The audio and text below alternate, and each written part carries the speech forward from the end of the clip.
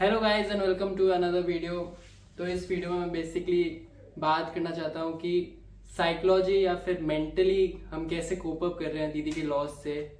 तो मेरा बेसिकली यही मानना है कि आप खुद पे फोकस करो, खुद अपने आप को रूटीन लाइफ में बिजी रखो, उसमें ज़्यादा सोचो मत। नो डाउट आपको रोना तो आएगा ही, रोना तो बहुत बेसिक चीज़ है। अब 4 महीने होने को आए हैं ऑलमोस्ट दीदी के लॉस को, और कल भी मैं रोया ही हूँ। तो फिर इसीलिए मैं ये वीडियो बना रहा हूँ। मैं शेयर करना चाहता हूँ कि मतलब हज़ारों चीज़ें दिमाग के अंदर जो आप किसी से शेयर नहीं कर सकते। मैं और मम्मी भी बैठ के बहुत रेयरली इस बारे में डिस्कस करते हैं कि कैसे आप कोप अप कर रहे हो, क्या कर रहे हो। पर नो डाउट आपको करना ही पड़ता है और आगे तो बढ़ना ही पड़ता है लाइफ में। मम्मी को मैं इधर आज इसलिए बैठाया है क्योंकि मम्मी को इन चीज़ों से कोप अप करने में बहुत ज़्यादा पता है कैसे करते हैं। क्योंकि मम्मी जब बहुत छोटी भी थी तो उन्होंने अपने मदर का लॉस सफ़र किया था। फिर जब शादी हो गई थी मम्मी की तब उन्होंने अपने हस्बैंड का लॉस सफ़र किया था। और अब ऑलमोस्ट मम्मी 47 की हो गई हैं और मम्मी ने फिर उसके बाद अपने खुद की डॉटर का भी लॉस सफ़र किया है। और फिर भी मम्मी ने मतलब इतनी अच्छी ग्रोथ करी है, लाइफ में बहुत आगे बढ़े हैं, बहुत अच्छे पोजीशन पे आए हैं जहाँ पे लोग मतलब सपने देखते हैं इतनी अच्छी कॉलोनी में रहने का, इतनी अच्छी गाड़ियाँ चलाने का। और मम्मी ने अपने पर्सनल लाइफ में इतने ज़्यादा लॉस सफ़र करे हैं और उसके बाद भी इतनी अच्छी ग्रोथ ली है। तो मतलब उसके लिए बहुत एक नेक्स्ट लेवल का माइंडसेट चाहिए होता है जो मम्मी के पास है। तो मैं मम्मी से भी चाहूँगा कि मम्मी बताए कि वो क्या माइंडसेट है ऐसा जो मम्मी को आगे जीने पे मोटिवेट करता है। इसमें सबसे बड़ा रोल शायद आपके संस्कारों का होता है। बचपन में जो आपकी एजुकेशन हुई है, उस समय आपका जो पारिवारिक माहौल रहा है, आपके दोस्त रहे हैं, और उसके बाद धीरे धीरे जब आप ग्रो करते करते संसार में बहुत लोगों का साथ, अच्छे लोगों का, बुरे लोगों का साथ आपसे बनता है, फिर छूट जाता है। फिर आप जिंदगी को समझने लग जाते हो अपने तरीके से, क्योंकि एक उम्र के बाद आप अपना जीवन यापन करने के लिए पैसा भी अर्जित करते हो और जिंदगी को बेहतर समझने भी लग जाते हो। तो वो समझते समझते शायद जिंदगी ने ही ज्ञान दिया कि लाइफ में ऐसे आगे बढ़ना चाहिए, इस तरीके से लोगों से संबंध बना के रखने चाहिए। और इसमें सबसे बड़ा रोल जो मेरा एमए में सब्जेक्ट था फिलोसॉफी, तो मुझे लगता है कहीं ना कहीं वो जीवन दर्शन शास्त्र का जो मैंने ज्ञान लिया था, उसने मुझे आपके पापा के जो बड़े भैया थे जिनसे अजय जी, जिनसे मेरी शादी हुई थी 2000 में, और सडनली 2 महीने के अंदर ही उनकी भी रोड एक्सीडेंट में ही डेथ हो गई थी। और वो मेरे लिए एकदम जिंदगी को बदलने वाला, मतलब मेरी दुनिया उजड़ गई थी। हाँ, मेरे पास कुछ भी करने को, सोचने को या वापस इस जीवन को जीने का कोई मकसद ही नहीं रह गया था। वो उस तरीके का एक समय था। लेकिन चूंकि परिवार वाले, मेरे ससुराल वाले बहुत अच्छे माइंडसेट के लोग थे और सबने मिलकर मेरे लिए बहुत अच्छा सोचा और मुझे उस समय से निकाल कर मेरा बिजनेस जो सेट करने पर मदद की। जाने अनजाने में बहुत सारे लोगों का उसमें हाथ रहा, परिवार के अलावा भी। तो उनका मैंने हमेशा हमेशा आभार व्यक्त किया है। चाहे मैं उनको कह नहीं पाई हूँ कि मैं आपका मन से, तहे दिल से बहुत आभार और धन्यवाद व्यक्त करती हूँ, लेकिन मैंने मेरी प्रार्थनाओं में हमेशा उनके लिए जगह रखी, दुआ मांगी उनकी प्रगति के लिए, क्योंकि उन्होंने उस वक्त मेरा साथ दिया था जब कोई इस चीज को समझ भी नहीं पा रहा था कि मैं क्या मेंटल स्टेट से गुजर रही हूँ। और मम्मी का लॉस जब 96 में हुआ था, तो वो उस समय भी अपने ही परिवार के लोग, पीहर पक्ष के बहुत लोगों ने, चाचाओं ने, चाचियों ने, बुआ ने, स्पेशली बुआ का उसमें बहुत बड़ा रोल रहा, मेरी खुद की बुआ का, जो हमारे साथ रहकर उस चीज़ से, बुआ बहुत समझदार है, तो उन्होंने निकालने का जो प्रयास किया। फिर अजय जी का डायरेक्टली इनडायरेक्टली बहुत सपोर्ट रहता था।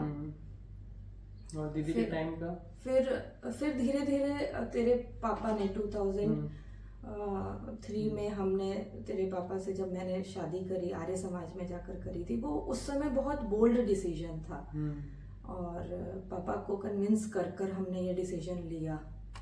और फिर 2003 दिसंबर में ही दीदी जब बॉर्न हुई तो मैं सब कुछ भूल कर अपनी ज़िंदगी में बहुत आगे बढ़ गई थी, क्योंकि बिजनेस भी धीरे धीरे स्टैब्लिश हो चुका था और गैस एजेंसी का बिजनेस अपने आप में एक बहुत रिस्पेक्टफुल बिजनेस है जो कि घर वालों के सहयोग से मुझे मिला, आशीर्वाद रूपी।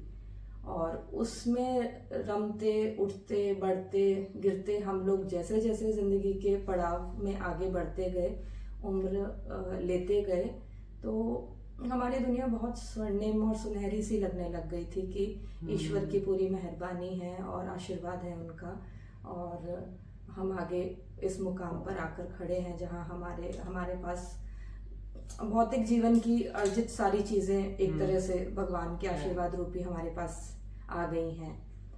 तो उस खुशी में पता नहीं कहाँ से एक दाग लगा और दीदी का ये एक्सीडेंट होना और फिर 9 दिन का उसका उसका संघर्ष करना, जीने के लिए, जो सर्वाइवल के लिए उसका संघर्ष करना, लेकिन फिर उस जिंदगी की जंग को हार जाना, वो जो पर उस संघर्ष के बाद भी ऑर्गन डोनेशन करके इतनी जिंदगियां बचाना, उस चीज से हमेशा प्राउड तो फील होता ही है। पूरी मेहनत भी कर ले तो भी इतना ज्यादा बड़ा पुण्य आप कभी नहीं कमा सकते।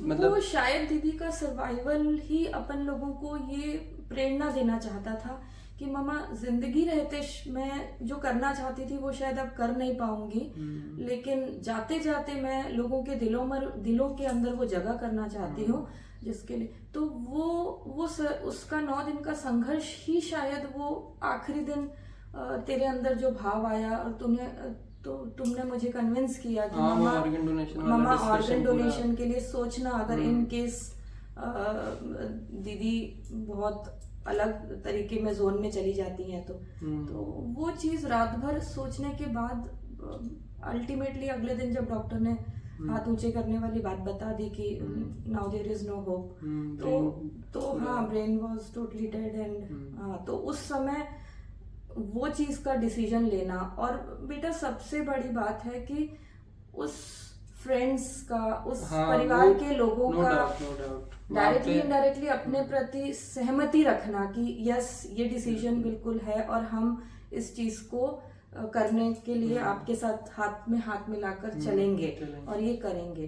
तो शायद एक तरह से हम ये सोच के आगे बढ़ रहे हैं कि दीदी ने जाते जाते भी जो लोगों को जीवन दान दे दिया, तो वो दुआएं जो वो उसको मिल रही है चेष्टा को, वो एक जीने की आस हमारे अंदर जगा के रखी है। क्योंकि जिस तरीके से 21 साल की वो बच्ची इतने लोगों को जीवन दान दे सकती है, प्लस वो लोगों को प्रेरणा दे सकती है, और उसका जो जोश जुनून, उसकी जो सोच, वो हमें आगे बढ़ने के लिए कैसे मतलब धीरे धीरे आगे बढ़ा रही है। पर बहुत मुश्किल होता है इस चीज को एज अ मदर व्यक्त नहीं कर सकती कि मैं किस चीज से गुजर रही हूँ। अभी तो मैं भी मम्मी का पेन फील नहीं कर सकता, मम्मी मेरा भी पेन फील नहीं कर सकती। ये खुद की लड़ाई होती है अपनी, जो आपको खुद ही लड़नी पड़ती है।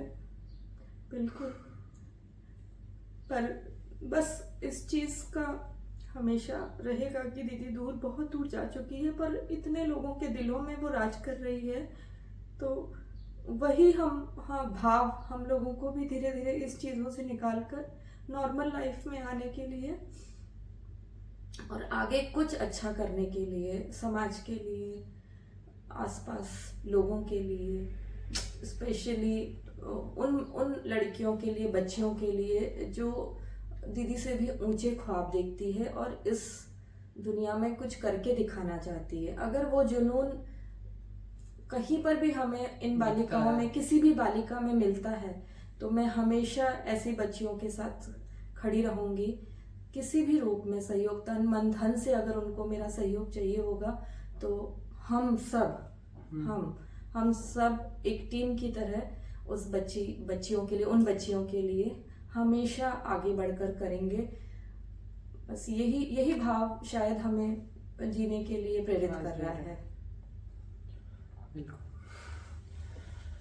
बस इतना ही था कहने के लिए। जो भी दिल में बातें थी वो एक जगह बाहर निकालना बहुत ज़रूरी थी, मम्मी के लिए भी, मेरे लिए भी। तो इस फ़ोन के थ्रू आज वो पॉसिबल हो पाया। मैंने खुद इतने दिनों बाद ये बात छेड़ी है घर में कि करते हैं अपन। मम्मी को बोल रहा था कि करो करो मेरे साथ एक वीडियो बनाओ, आपको भी अच्छा लगेगा, आपके मन की भावना बाहर आएगी, हल्के हो गया आप। तो बस इसी के साथ ये वीडियो को एंड करते हैं यहीं पे। मिलते हैं आपसे बहुत जल्द। I wish I could leave you my love, but my heart is a mess. My days they begin with your name and nights end with your